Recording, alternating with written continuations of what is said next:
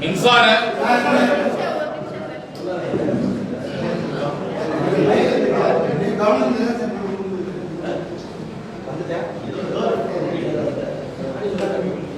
அதுக்கு முன்னாடி லஞ்ச ஒழிப்புத்துறையில் கொடுத்த புகார் மனுவை வந்து போட்டு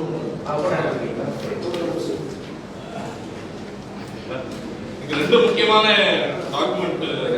ஒண்ணு வந்து நம்ம லஞ்ச ஒழிப்புத்துறையில புகார், இன்னொன்னு கண்ட்ரோலர் அண்ட் ஆடிட்டர் ஜெனரலுடைய அறிக்கை, இன்னும் வெளிவராத அறிக்கை.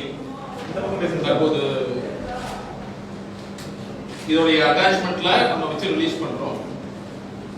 சிஏஜி உடைய ஆடிட் ரிப்போர்ட். அனைவருக்கும் வணக்கம். தமிழக மின்சாரத்துறை டான்ஜெட்கோ அப்படின்னு சொல்லக்கூடிய துறையில நம்ம எல்லாருக்கும் தெரியும், கடந்த பல ஆண்டுகளாக எந்த அளவுக்கு இழப்பு ஏற்பட்டு வருகிறது, ஒவ்வொரு ஆண்டும் எந்த அளவுக்கு நஷ்டம் ஆயிட்டு இருக்குது, 5000 கோடி 10,000 கோடின்னு சொல்லிட்டு. இந்த துறையில 15 ஆண்டு காலத்துல வெறும் தனியாரிடம் இருந்து மின்சாரத்தை கொள்முதல் செய்கிறது 2013 முதல் 2028 வரை மின்சாரத்தை கொள்முதல் படுத்துவதில் நடந்துட்டு இருக்கக்கூடிய 1 லட்சம் கோடி ஊழல் முறைகேடு குறித்து தான் இன்னைக்கு நாங்க இந்த பிரஸ் கான்ஃபரன்ஸ் வச்சிருக்கோம். இது சம்பந்தப்பட்ட புகாரை லஞ்ச ஒழிப்புத்துறை கிட்ட நாம இன்னைக்கு அமைச்சிருக்கோம்.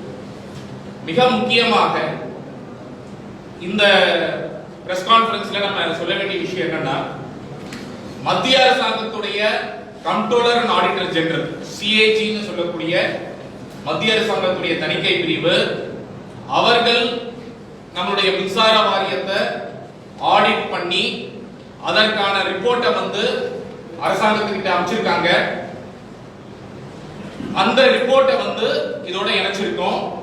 மத்திய அரசாங்கத்துடைய அந்த தணிக்கை துறையானது வந்து 30,000 கோடி ரூபாய் இழப்பு 2013 முதல் 18 வரை இவர்கள் வந்து விதிமீறல்கள் செஞ்சதுனால, சட்ட விதிமீறல்கள் செஞ்சதுனால, குறைவான மின்சாரம் இருந்தும் விலையில மின்சாரம் இருந்தும் அதிக விலையில மின்சாரம் வாங்கியதுனால எந்த அளவிற்கு இழப்பு ஏற்பட்டிருக்கு அப்படின்னு 30,000 கோடி ரூபாய்க்கு எப்படி மின்சார வாரியத்தில் இழப்பு ஏற்பட்டிருக்கு அப்படிங்கறத சிஏஜி தெளிவாக அவங்களுடைய ஆடிட் ரிப்போர்ட்ல கொடுத்திருக்காங்க.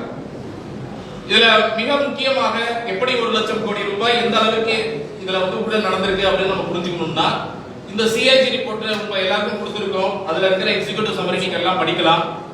மிக முக்கியமான சில விஷயங்களை மட்டும் நான் சொல்றேன். 2013, 14, 15, 16 இந்த 3 ஆண்டுகள்ல மின்சார வாரியத்துல மெரிட் ஆர்டர் டிஸ்பேட்ச், அதாவது குறைவான விலையில மின்சாரம் எங்க கிடைக்குதோ அந்த மின்சாரத்தை தான் முதல்ல வாங்கணும் மின்சார வாரியம், நம்மளுடைய மின்சார வாரியம். ஆனால் அப்படி இல்லாமல் அதிக விலையில் இருக்கக்கூடிய மின்சாரத்தை வாங்கினதுனால 18,000 கோடி ரூபாய் இழப்பு ஏற்பட்டிருக்கு அப்படின்னு சொல்லி இந்த 3 ஆண்டுகள் 2013, 14, 15, 17, 16 இந்த 3 ஆண்டுகள் ஏற்பட்டிருக்கு அப்படிங்கிறது தமிழ்நாடு ஒழுங்குமுறை ஆணையம் அவங்களுடைய டாரிஃப் ஆர்டர்ல குறிப்பிட்டு அதை சிஏஜியும் இந்த ரிப்போர்ட்ல அதை எடுத்து இது வந்து ஒரு இழப்பு அப்படிங்கறத தெரிவிச்சிருக்காங்க. அதற்கு பிறகு ரொம்ப முக்கியமாக நாம் பேச வேண்டியது சோலார் பவர் பத்தியும் இதுல தெரிவிச்சிருக்காங்க. எந்த அளவுக்கு சோலார் பவர் வந்து 7 ரூபாய்க்கானது வாங்கி மார்க்கெட் ரேட் அது மிக குறைவான விலையில இருக்கு. அந்த அளவில் இருக்கும் பொழுது 7 ரூபாய்க்கு வாங்கினதுனால ஏற்பட்ட இழப்புகள் குறித்தும் இந்த சிஏஜி ரிப்போர்ட்ல சொல்லியிருக்காங்க.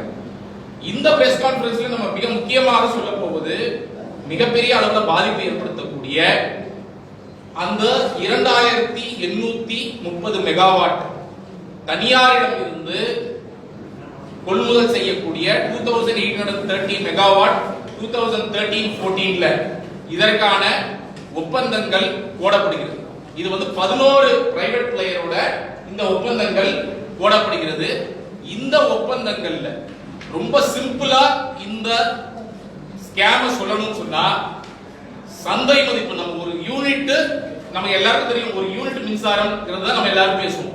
ஒரு யூனிட் மின்சாரம் அப்படிங்கிறது சந்தையில 2,000 ரூபாயில இருந்து 3,000 ரூபாய்க்கு கிடைக்கும். நம்மளுடைய தமிழக அரசு 15 ஆண்டுகளுக்கு இதே மின்சாரத்தை 5 ரூபாய் முதல் 6 ரூபாய் வாங்குறாங்க. அதாவது ஒரு யூனிட் மின்சாரம் 2 ரூபாய் முதல் 2.5 ரூபாய் வரை அதிகமாக கொடுத்து வாங்கிட்டு இருக்காங்க. இந்த 2 முதல் 2.5 ரூபாய் ஒரு யூனிட்டுக்கு அப்படின்னு சொன்னா ஒரு நாளைக்கு 6.9 கோடி யூனிட் வாங்கப்படுகிறது தனியாரிடம்.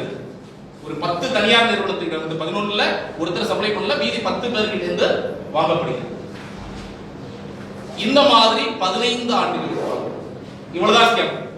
ரொம்ப சிம்பிளா எக்ஸ்பிளைன் பண்ணணும்னா 2 ரூபாய் ஒரு யூனிட்டுக்கு, 2 ரூபாயில இருந்து 2.5 ரூபாய் ஒரு யூனிட், ஒரு நாளைக்கு 6.9 கோடி யூனிட் வாங்கப்படுகிறது. 15 ஆண்டுகளுக்கு வாங்குவதற்காக ஒப்பந்தம் போடப்படுகிறது. இதுல என்ன முறைகேடுகள் நடத்தப்பட்டிருக்கு? இந்த ஒப்பந்தங்கள் போடுவதில் மிகப்பெரிய அளவுல வயலேஷன்ஸ் நடந்திருக்கு. மத்திய அரசாங்கத்துடைய தணிக்கை துறை அந்த சிஏஜியும் இவங்களுடைய ஆடிட் ரிப்போர்ட்ல அது தெளிவாக குறிப்பிட்டிருக்காங்க. இதுக்கு பேர் long term power purchase agreements. இந்த long term power purchase agreement ஒப்பந்தம் 2013-14 போடும் பொழுது நம்மளுடைய தமிழக அரசாங்கம் டான்ஜெட்கோ என்ன பண்றாங்க அப்படின்னு சொன்னா, ஒப்பந்தத்துடைய கண்டிஷன்ஸ் எதுவா இருந்தாலும் ஒழுங்குமுறை ஆணையத்துக்கிட்ட அப்ரூவல் வாங்கணும். அவங்க என்னெல்லாம் கண்டிஷன் அப்ரூவல் வாங்குறாங்கன்னா, 5 மாதத்திற்குள் இவங்க ஒப்பந்தம் போடப்பட்டு 5 மாதத்திற்குள் மின்சாரம் சப்ளை செய்வாங்க.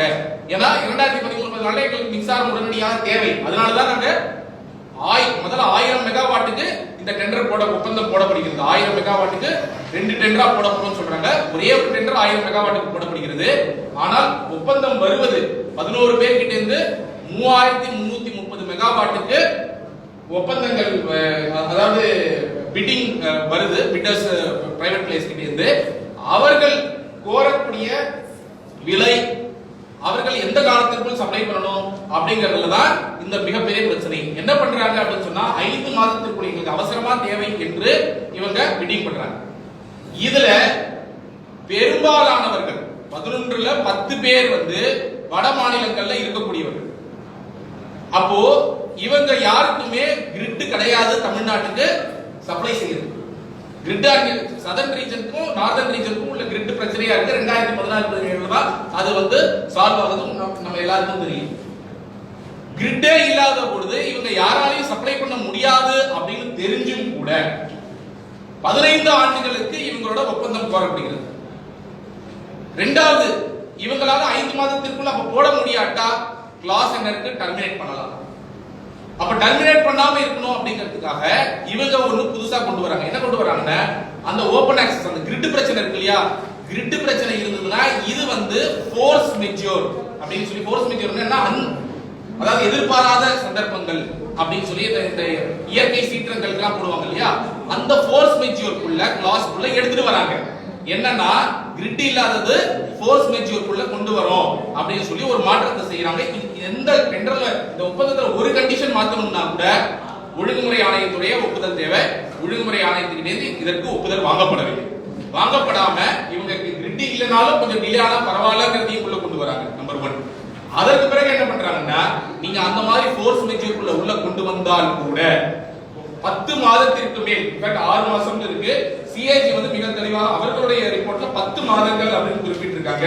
நீங்க சிஏஜி ரிப்போர்ட்ல பேஜ் நம்பர் 42ல பாத்தீங்கன்னா ரொம்ப தெளிவா அவங்க சொல்லிருப்பாங்க. சிஏஜில auditor noted that the clause in the PPA relating to treatment of non-availability of open access as a force majeure event was an additional clause included by Tangentco, which was not part of the model PPA issued by MOP, Ministry of Power. This deviation also did not have the specific approval of TNDRC. Tamil Nadu ஒழுங்குமுறை ஆணையத்திலிருந்து, மின்சார ஒழுங்குமுறை ஆணையத்திலிருந்தும் approval வாங்கப்படவில்லை.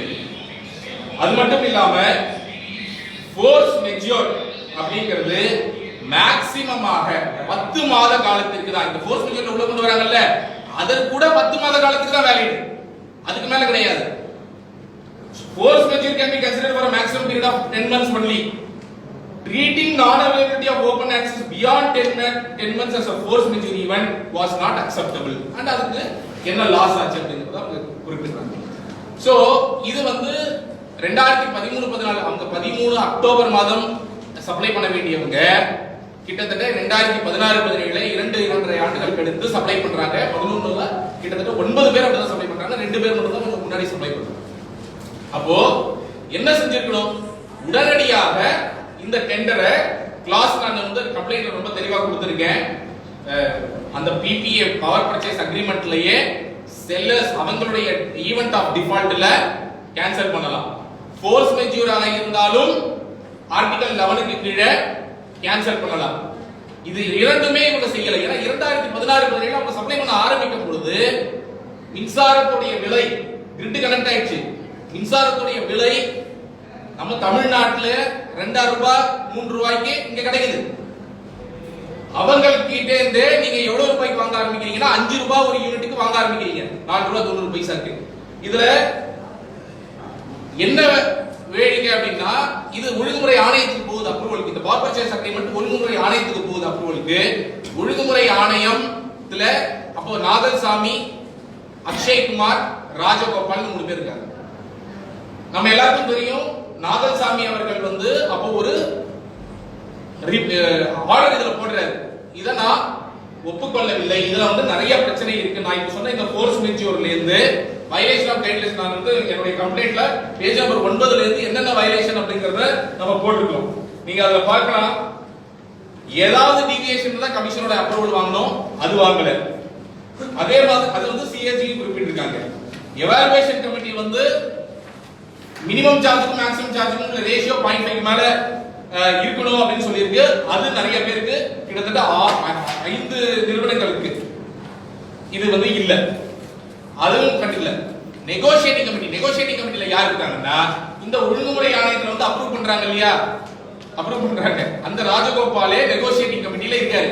அவர் வந்து இத negotiate பண்ணி இது பண்றாங்க. Market ரேட்டோட compare பண்ணா market ரேட்டோட compare பண்ணி நாகல்சாமி அவர்கள் ஆர்டர் போட்டிருக்காரு. இது மார்க்கெட் ரேட்டோட மற்ற மாநிலங்கள் ஆந்திர பிரதேஷ், கர்நாடகா போன்ற மாநிலங்களை விட மிக அதிகமாக இருக்கிறது அப்படிங்கிறது போட்டிருக்காரு. அதே மாதிரி முதல்ல யார் குறைவான விலை கொடுத்தாங்களோ மிச்சவங்க எல்லாரையும் அதே விலைக்கு கொடுக்க வைக்கணும். ஆனால் லெவலைஸ்டு டாரிஃப், ஒட்டுமொத்த லெவலைஸ்டு டாரிஃப் மட்டும் 4.91 ஃபிக்ஸ் பண்ணிட்டு இவங்க என்ன பண்றாங்க அப்படின்னு சொன்னா அந்த ஃபிக்ஸ்டு சார்ஜ், வேரியபிள் சார்ஜ் 2 காம்போனன்ட்டா வரும். அது அவங்க இஷ்டப்படி பண்ண சொல்லிக்கிறாங்க. இதுல ரொம்ப முக்கியமா CAG ஒன்னு சொல்லிருக்கு. CAG என்ன சொல்லிருக்குன்னா 2013-14, 14-15, 15-16 இந்த வருஷத்துல இவங்க கரண்ட் கொடுக்கல இல்லையா, மின்சாரம் கொடுக்கல இல்லையா, இவங்க 15 வருஷத்துக்கு நாங்க வந்து எவ்வளவு ரேட்டுக்கு கொடுப்போம்னு ஒவ்வொரு கம்பெனி சொல்லிருக்கு. முதல் 2 வருஷத்துல அவங்க கம்மியா கோட் பண்றாங்க. எதனால கம்மியா கோட் பண்றாங்க, அவங்களுக்கு தெரியும் 2 வருஷத்துக்கு என்னால சப்ளை பண்ண முடியாதுன்னு. அவங்க 2 வருஷத்துக்கு கம்மியா கோட் பண்ணி மிச்ச வருஷங்களுக்கு அதிகமா இருக்குது. அப்போ முதல் 2 வருஷத்துல அவங்க கம்மியா கோட் பண்ண அவங்களுக்கு தெரியும். சோ லெவலைஸ்டு டாரிஃப் நீங்க ஆவரேஜ் போடும்போது 4.91 ஆவரேஜ் இருக்கிற மாதிரி காமிச்சிக்கறாங்க. ஆனா உண்மையிலேயே அவங்களுக்கு நீங்க 3வது வருஷம் தான் அவங்க கொடுக்குறாங்க. அப்ப 3வது வருஷம் தான் அவங்க கொடுக்க ஆரம்பிக்கிறாங்கன்னும் போது நீங்க 3வது வருஷம் முதல் வருஷ ரேட்ல இருந்து ஆரம்பிச்சுக்கணும். ஆனா நீங்க முதல் வருஷ ரேட்ல இருந்து ஆரம்பிக்காம நீங்க 3வது வருஷ ரேட்ல இருந்து ஆரம்பிச்சு அது 4.91 கூட கிடையாது 5.2 அப்படின்னு சொல்லிட்டு நம்மளுடைய CAG ரிப்போர்ட்ல அதுவும் நீங்க வந்து லாங் டர்ம் ஓபன் ஆக்சஸ்ல மிக தெளிவாக அவங்க குறிப்பிட்டிருக்காங்க. சோ இதையும் வந்து நீங்க வந்து அந்த லாங் டர்ம் ஓபன் ஆக்சஸ் நீங்க உள்ள பாத்தீங்கன்னா இந்த விஷயங்களையும் அவங்க எழுதியிருக்காங்க. சோ இதுவும் வந்து மிக தெளிவாக அவங்க வந்து எப்படி ஃப்ராட் பண்ணிருக்காங்க அப்படிங்கிறது தெரியுது. சோ இந்த ஃபோர்ஸ் மெஜூர் ஈவென்ட் இதுவாகாத போது இவங்க கேன்சல் பண்ணிருக்கணும், கேன்சலும் பண்ணல. அதற்கு பிறகு நாகல்சாமி அவர்கள் 2015ல இது ஒப்புக்கொள்ள முடியாது, நான் ரிஜெக்ட் பண்றேன் அப்படின்றாரு. அவர் ஏன் ரிஜெக்ட் பண்றாரு, அவர் மட்டும் ஆர்டர் போடுறாருன்னு சொன்னா அவர் வந்து அக்ஷய்குமார், ராஜகோபால் மீதி 2 ஆணைய யார் மெம்பர்ஸ் இருக்காங்களோ அவங்க கேக்குறாரு ஆர்டர் போடுங்க. ஏன்னா அதுக்கு முன்னாடி ஓபன் கோர்ட்ல ஆர்டர் படிச்சிடுறாங்க, நீங்க ஆர்டர் எழுதுங்கன்னு சொல்றாரு. ஆனா அவங்க இவர் ரிட்டையர் ஆகிற வரைக்கும் ஆர்டர் போட மறுக்கிறாங்க. ஆர்டர் அவங்க போட மாட்டேங்கிறாங்க. யார் அக்ஷய்குமார், அவர் வந்து டான்ஜென்ட் போர்ட்ல இருந்தவர். இந்த ஒப்பந்தம் இந்த டெண்டர் வரும்பொழுது டான்ஜென்ட் போர்ட்ல இருந்து ப்ரொபோசலா வரும்பொழுது அங்க முதல்ல போர்ட்ல அப்ரூவ் பண்ணணும்ல, போர்ட்ல அப்ரூவ் பண்ண மெம்பர் அக்ஷய்குமார் சேர்மனா இருந்தார். ராஜகோபால் டான்ஜென்ட் போர்ட் மெம்பர் மட்டும் இல்லாம இந்த நெகோஷியேட்டிங் கமிட்டிலே இருந்தவர், இந்த ஒப்பந்தத்துக்கான நெகோஷியேட்டிங் கமிட்டிலே இருந்தவர். அவங்க 2 பேரையும் ஒழுங்குமுறை ஆணையத்துக்கு இல்ல சட்டவிரோதமா கொண்டு வராங்க. ஏன்னா எலக்ட்ரிசிட்டி ஆக்ட்ல செக்ஷன் 85/5ல ரொம்ப தெளிவா இருக்கு, யாருக்காவது இதுல கான்ஃப்ளிக்ட் ஆஃப் இன்ட்ரஸ்ட் இருந்தது, ஃபைனான்சியல் இன்ட்ரஸ்ட் இருந்தது, மாதிரி கான்ஃப்ளிக்ட் ஆஃப் இன்ட்ரஸ்ட் இருந்ததுன்னா அவங்களை நீங்க கொண்டு வர கூடாதுன்னு கிளாஸ் இருந்தும் கூட அவங்களை கொண்டு வந்து இங்க போடுறாங்க. அப்ப அவங்களை நீங்க இங்க கொண்டு வந்து போடுறதோட மெயின் காரணமே இந்த ஒப்பந்தத்துல இந்த ஒப்பந்தம் சோலார் இந்த மாதிரி ஒப்பந்தங்களை அப்ரூவ் செய்வதற்கான மிக முக்கியமான வேலைக்காக தான். அப்போ இந்த ஒப்பந்தம் வந்து மிக முக்கிய. இவங்க ரெண்டு பேரும் வந்துட்டு நாகசாமி ரிட்டையர் ஆனதுக்கு பிறகு ஒரு ஆர்டர் போட்டு இந்த எந்த விஷயங்களையும் ஃபோர்ஸ் மெச்சூர்ல இருக்கிற வயலேஷன் எதையும் குறிப்பிடாம அவங்க அப்ரூவ் பண்ணிடுறாங்க. சோ யாரு முறைகேடு பண்றாங்களோ, யார் இந்த ஊழல்ல ஈடுபட்டாங்களோ அவங்களே அவங்களுக்கு ஜட்ஜா வந்து டிஎன்இஆர்சில உட்கார்ந்து இத அப்ரூவ் பண்றாங்க. அப்போ அந்த மாதிரி செய்து இன்று 2016-17 இருந்து நம்ம லாஸ் கால்குலேஷன் ரொம்ப தெளிவான இந்த அனெக்ஷன்ல உங்களுக்கு கொடுத்திருக்கோம். ஒவ்வொரு வருஷமும் எப்படி லாஸ் கால்குலேட் பண்றோம்னு சொல்லிட்டு சிஏஜி வந்து 2013-14 இருந்து 15-16 வரைக்கும் இந்த லாங் டர்ம் ஆக்சஸ் பொறுத்த வரைக்கும் இந்த 3 வருடத்திற்கு லாஸ் போட்டிருக்காங்க. அதற்கு பிறகு 16-17 இருந்து ஆக்சுவலா சப்ளை பண்ண ஆரம்பிச்சதுல இருந்து 2020-21 வரைக்கும் ஒவ்வொரு வருஷமும் எவ்வளவு லாஸ் ஆயிருக்கு. முதல் வருஷம் 16-17 6000 கோடி ரூபாய் லாஸ். அதுக்கு அடுத்த வருஷம் 4000. எப்படின்னா ஒவ்வொரு நிறுவனமும் அவங்க என்ன ரேட்டுக்கு கொடுக்குறாங்க வெர்சஸ் சந்தை மதிப்பு. சந்தை மதிப்பு நீங்க எல்லாரும் போய் பார்க்கலாம். IEX எக்ஸ்சேஞ்ச் வெப்சைட்ல நீங்க இப்ப கூட போய் பார்க்கலாம், எப்ப வேணாலும் போய் பார்க்கலாம். அது ஒவ்வொரு வருஷமும் ஒவ்வொரு மாசமும் என்ன ரேட்டு அவைலபிளா இருக்கு எக்ஸ்சேஞ்சில் இன்னைக்கு பவர் வாங்க முடியும். கிரிட் எல்லாம் கனெக்ட் ஆனதுக்கு பிறகு யார் வேணாலும் போய் வாங்க முடியும். சோ அதுல உங்களுக்கு மிக தெளிவான மார்க்கெட் ரேட் இருக்கிறது. அதை வச்சு கம்பேர் பண்ணி நம்ம வந்து இதுல போட்டிருக்கோம். இதுல வேடிக்கை என்னன்னா டான்ஜெட்கோவே இந்த இது போட்டதற்கு பிறகு உடனடியாக அவங்க 3 ரூபாய்க்கு 3.25 ரூபாய்க்கு அவங்களே வேற ஒரு டெண்டர்ல வாங்குறாங்க. 5 ரூபாய்க்கு இங்க வாங்கிட்டு 15 வருஷத்துக்கு வேற ஒரு டெண்டர்ல 3 ரூபாய் 3.25 ரூபாய்க்கு வாங்குறாங்க. சிஎஸ்சி அதையும் குறிப்பிட்டு இருக்காங்க 3.25 ரூபாய்க்கு வாங்குறாங்கன்னு சொல்லிட்டு. அது மட்டும் இல்லாம இப்போ ரீசெண்டா மீடியா எம்டிஏன்னு சொல்லி 2019 ஒரு அக்ரிமெண்ட் போட்டு அதுவும் 3 ரூபாய் 25 பைசாக்கு ஒப்பந்தம் போட்டிருக்காங்க. அப்போ இவ்வளவு குறைவாக ரொம்ப ரொம்ப முக்கியமாக நம்மளுடைய தெர்மல் பவர் பிளான்ட் வந்து கம்மியா ஆபரேட் பண்றது. கேஸ் பிளான்ட் 500 மெகாவாட் இருக்கு, இன்னைக்கு வந்து 100 மெகாவாட் தாண்டறது கிடையாது, ஆபரேட் பண்றது கிடையாது. ஏன்னா அது கேஸ்ல நீங்க ஆபரேட் பண்ணி 1 ரூபாய் 85 பைசா தான். ஆனா அதை ஆபரேட் பண்ணாம வைத்திருப்பதற்கு காரணம் இந்த மாதிரி பிரைவேட்ல வந்து அதிக விலை கொடுத்து வாங்குவதற்காக. அப்போ இன்னைக்கு வந்து குறைவான அளவு இருந்தும் கூட ரொம்ப முக்கியமா என்ன பார்க்கணும்னா 2013-14ல நம்மளுடைய மின்சார வாரியம் வந்து 19000 மெகாவாட் எங்களுக்கு தேவை அப்படின்னு சொன்னாங்க. இனி வரைக்கும் 19000 மெகாவாட்லாம் தாண்டல. அதே 13000 மெகாவாட் 14000 மெகாவாட் தான் இன்று வரை தேவை இருந்துகிட்டு வருது. அப்படி இருக்கக்கூடிய சூழ்நிலையில எதற்காக நீங்க வந்து இந்த மாதிரி வந்து அதிக இன்னைக்கு வந்து கெபாசிட்டி அதிகமா இருக்கு. மின்மிகை மாநிலம்னு சொல்றாங்க. மின்மிகை மாநிலம்ங்கிறது எங்கன்னா நீங்க வந்து உங்களுடைய தெர்மல் பவர் பிளான்ட்டை சென்ட்ரல் ஜெனரேட்டிங் ஸ்டேஷன் மத்திய அரசாங்கத்துடைய அந்த ஸ்டேஷன்ல இருந்து உங்களுக்கான ஷேரை ப்ராப்பரா வாங்கணும். இதையெல்லாம் செய்யாம உங்களுடைய பிளான்ட் நீங்க கம்மியா ஆபரேட் பண்ணிட்டு பிரைவேட் கிட்ட இருந்து இவ்வளவு பெரிய 2500 மெகாவாட் வாங்க வேண்டிய அவசியமே இல்லை. இந்த கேன்சல் இந்த இவ்வளவு வயலேஷன்ஸ் இருக்கு, டெண்டர்லயே இதுக்கான கிளாஸ் இருக்கு கேன்சல் பண்றதுக்கு. இன்னைக்கு கேன்சல் பண்ண வேண்டிய அவசியம் இருக்கிறது என்றால் இதுல நம்ம ப்ரொஜெக்டட் லாஸ் போட்டிருக்கோம். இன்னைக்கு இருக்கிற ரேட் வச்சு ப்ரொஜெக்டட் லாஸ் போட்டிருக்கோம். 2021 முதல் 28 வரை இந்த ஒப்பந்தம் கண்டினியூ பண்ணப்பட்டால் 46000 கோடி ரூபாய் இழப்பு ஏற்படும். அப்போ சிஏஜி சொன்னது முதல்ல 30000 கோடி 2013 முதல் 16 வரை, 16 முதல் 21 வரை ஆக்சுவல் லாஸ் 25000 கோடி ரூபாய். சோ 30 கோடி பிளஸ் 25000 55000 கோடி ரூபாய் பிளஸ் இதை நீங்க வந்து அடுத்த 7 ஆண்டுகளுக்கு விட போறீங்க இப்படியே அப்படின்னு சொன்னா இன்னொரு 46000 கோடி ரூபாய் இழப்பு. வெறும் ஒரே ஒரு ஒப்பந்தத்தில் ஒரே ஒரு பவர் பர்ச்சேஸ் அக்ரிமெண்ட்ல இந்த பவர் பர்ச்சேஸ் வந்து 20% ஆஃப் தி பவரை நமக்கு மீட் அவுட் பண்ணுது.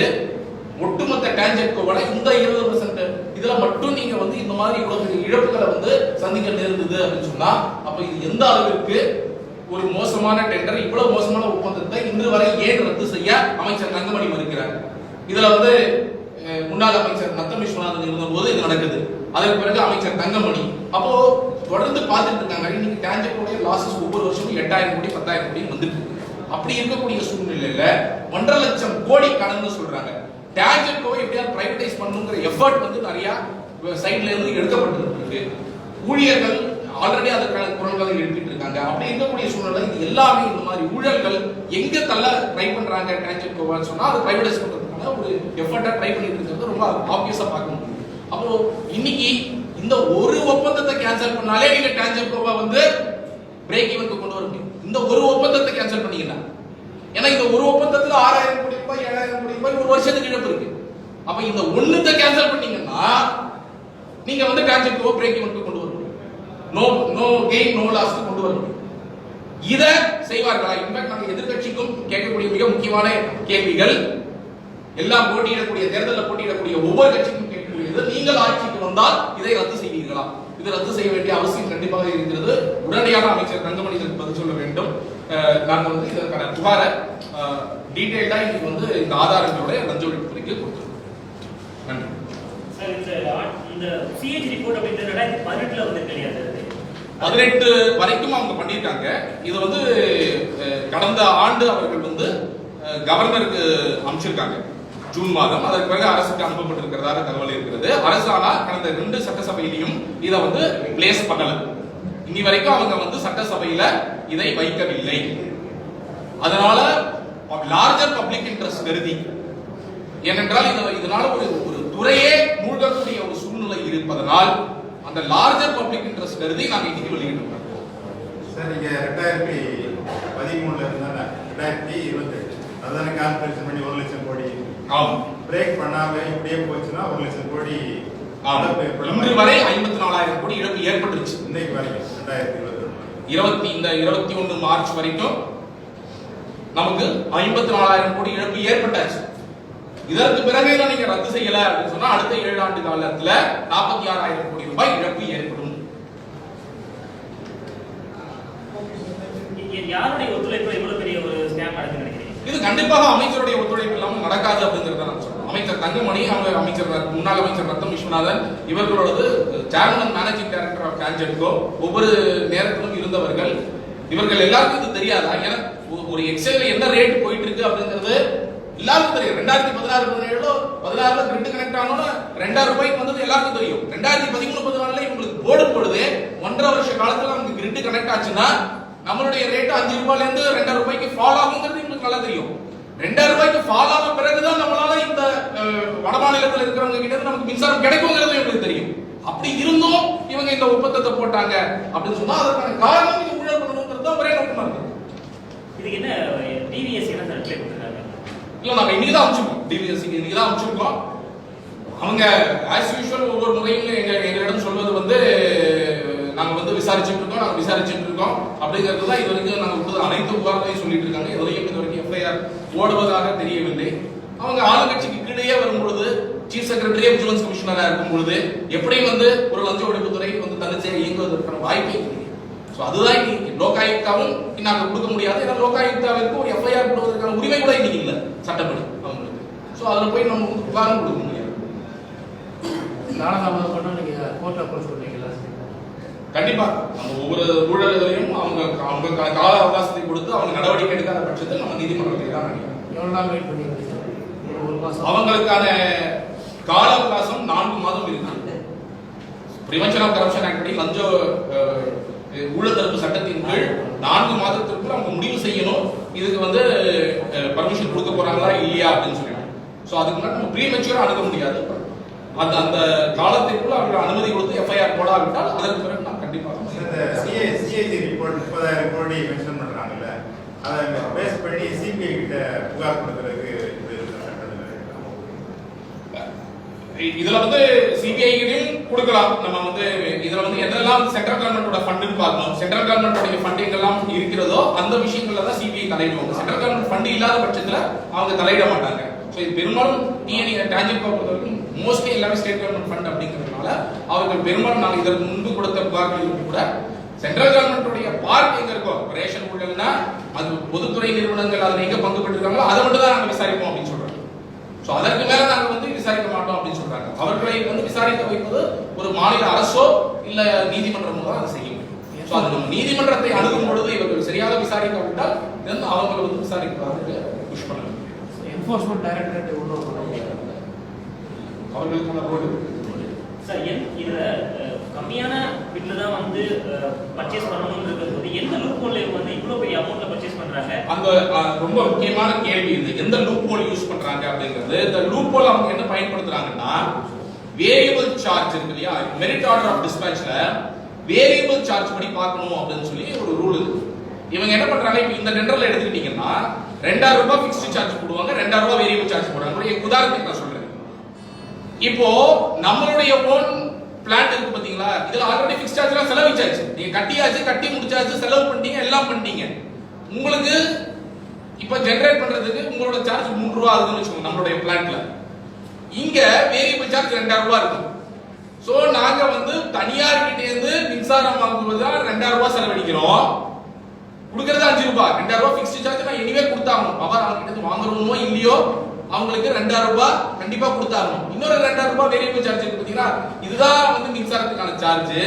இது வந்து நான் என்னுடைய பிளான்ட் ஓட்டுறதை விட இது சீப்பா இருக்குன்னு சொல்லி இவங்க வந்து ஒரு இது ஒரு கேமோஃப்ளேஜ் பண்ணி ஒரு பயங்கரமான ஃப்ராடுனே சொல்லலாம்.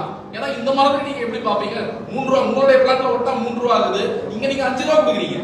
நீங்க இந்த டெண்டர் ரத்து செஞ்சீங்கன்னா உங்களால 2 ரூபாய் 3 ரூபாய்க்கு நீங்க வாங்க முடியும். உங்களோட பிளான்ட் ஓட்டினீங்கன்னா 3 ரூபாய், நீங்க வெளியே பவர் மார்க்கெட்ல வாங்கினீங்கன்னா 2000 ரூபாய், அப்போ நீங்க வாங்க முடியும். அப்படிங்கிற பட்சத்துல நீங்க எப்படி இந்த மாதிரி சொல்லுங்க. இந்த மாதிரி பவர் இன்னைக்கு நாங்க எங்களுக்கு இருக்கிற அவைலபிலிட்டியில இது சீப்பர் பவர்னு காமிக்கிறதுக்காக வேரியபிள் காஸ்ட் வச்சு காமிக்கிறாங்க. சில பேர் 3 ரூபாய் வரைக்கும் ஃபிக்ஸ்ட் சார்ஜ் எல்லாம் போட்டாங்கன்னா 2 ரூபாய் வேரியபிள் சார்ஜ் போட்டாங்க, அவங்க கிட்ட நிறைய பவர் வாங்குறாங்க. ஆனா 3 ரூபாய்க்கு நீங்க அவங்க கிட்ட பவர் வாங்குறீங்களோ இல்ல யூனிட்டுக்கு கொடுத்தாங்க மாசம் மாசம், அதுதான் ஒப்பந்தம். அது இவ்வளவு கேவலமான ஒப்பந்தம் யூஸ் பண்ணுறது. இப்போ நீங்கள் வர மாதிரி அவங்கள்ட்ட வந்து கிட் இல்லாமலே அவங்கள்ட்ட வந்து ரேட்டுக்கு போடுறாங்க. ஆமாம், இது எப்படி கொடுத்ததுக்கு அந்த வழி அப்படிங்கிற அதான் வழிவகை இல்லாத போது அதுவும் எனக்கு 5 மாதத்திற்குள் மின்சாரம் தேவைன்னு அதுதான் கண்டிஷனாவே வைத்திருக்கும் போது 5 மாசத்துக்குள்ள அவங்க கொடுக்கலன்னா உடனடியா இவங்க வந்து ரத்து செஞ்சுக்கணும். ரத்து செய்யாம அவங்கள 2 வருஷம் கொடுக்காட்டாலும் பரவாயில்லன்னு அவங்களுக்கு ஒரு ஃபோர்ஸ் மெஜர் கொண்டு வந்து அதுல காப்பாற்ற ட்ரை பண்ணாங்க. அதுவே மீறி அவங்க கொடுக்கல, அப்பயும் அவங்களை காப்பாத்தி இருக்காங்க. அதற்கு பிறகு 2016-17 கிரிட் கனெக்ட் ஆனதுக்கு பிறகு மார்க்கெட் ரேட் 2000 ரூபாய் வந்த போது அவங்க கிட்ட இருந்து 5 ரூபாய்க்கு வாங்க ஆரம்பிச்சாங்க. இது எவ்வளவு பெரிய ஒரு ஊழல் அப்படிங்கறத நீங்க யோசிச்சு அது வரைக்கும் அந்த ஃபிக்ஸ்ட் சார்ஜஸ் கொடுத்துட்டு இருந்தாங்க. ஃபிக்ஸ்ட் சார்ஜ் அந்த எப்போ கொடுக்க ஆரம்பிக்கிறாங்களோ அப்ப 2016-17 அதுல இருந்து இப்ப இன்னைக்கு நீங்க முடிவு பண்றீங்கன்னு சொன்னீங்க, உங்களுடைய பவர் கொஞ்சம் எக்ஸ்பென்சிவா இருக்குன்னா வேற யாருன்னு வாங்கிக்கணும்னு முடிவு பண்ணா கூட உங்களுக்கு ஃபிக்ஸ்ட் சார்ஜ் 2000 ரூபாய் கொடுக்கணும். நீங்க ஏன் கொடுக்குறீங்க? அவங்க வயலேஷன் பண்ணிருக்காங்களா, ஒப்பந்தப்படி வயலேஷன் பண்ணிருக்காங்க. வயலேஷன் பண்ணா டெண்டரை கேன்சல் பண்ணலாம் கிளாஸ் இருக்கு. நீங்க ஏன் கேன்சல் பண்ண மாட்டேங்கிறீங்க? அவங்க வயலேட் பண்ணிருக்காங்க, 16 கூட கொடுக்கணும், கொடுக்கலன்னும் போது உங்களுக்கு தெளிவா ஆர்டிகல் 11ல நீங்க கேன்சல் பண்ணலாம் மிக தெளிவா இருக்கு. அப்படி இருந்தும் ஏன் இன்னி வரைக்கும் ரத்து செய்ய மாட்டேங்கிறீங்க அப்படிங்கறத நம்ம கேட்கிறோம். இந்த ஒப்பந்தத்தை ரத்து செய்யுங்க, செய்து விட்டு நீங்க வந்து சீப்பர் வருவாங்க. ஈவன் நீங்க அதே ஒப்பந்ததாரர்கள் எவ்வளவு வாங்கலாம், 2000 ரூபாய்க்கு வாங்கலாம், 3 ரூபாய்க்கு வாங்கலாம். ஆனா நீங்க 5 ரூபாய்க்கு வாங்க முடியும். நீங்க ப்ராப்பரா அது வந்து நீங்க பிட்டிங் பண்ணி ஓபன் காம்படிஷன் விட்டு யார் சீப்பா கொடுக்குறாங்களோ அவங்க அடுத்து வாங்கணும். இந்த 11 கம்பெனிகளும் தகுதி வாங்கிட்டாங்க. அதாவது எலிஜிபிள் கம்பெனியா இல்லாட்டி எலிஜிபிள் கம்பெனி தான். எலிஜிபிள் கம்பெனி இந்த சென்ஸ் அவங்க போட்ட டெண்டர் கண்டிஷன் இருக்கு. இவங்க எல்லாருமே பவர் பிளான் வச்சிட்டு இருந்தவங்க தான். இவங்க யாரும் இவங்களுக்காக பவர் பிளான் கட்டவங்க கூட கிடையாது. இன்னைக்கு இதுதான் கேள்வி, ஏன் ஃபிக்ஸ்ட் சார்ஜ் கொடுக்குறீங்க? அவங்க வந்து உங்களுக்காக பவர் பிளான் கட்டல. நீங்க கேட்டீங்கன்னா கரியை எரிக்க போறாங்க. பவர் வேணும், இவ்வளவு மெகாவாட் வேணும்னு கேட்டீங்கன்னா கரியை எரிக்க போறாங்க. இல்லன்னா அவங்க வேற யாருக்கா சப்ளை பண்ணுவாங்க, சும்மா வச்சிருப்பாங்க. நீங்க அப்படி இருக்க பட்சத்துல நீங்க ஏன் ஃபிக்ஸ்ட் சார்ஜ் கொடுக்க வேண்டிய அவசியமே என்ன? ஃபிக்ஸ்ட் சார்ஜ் முதல்ல வந்து இந்த இதுல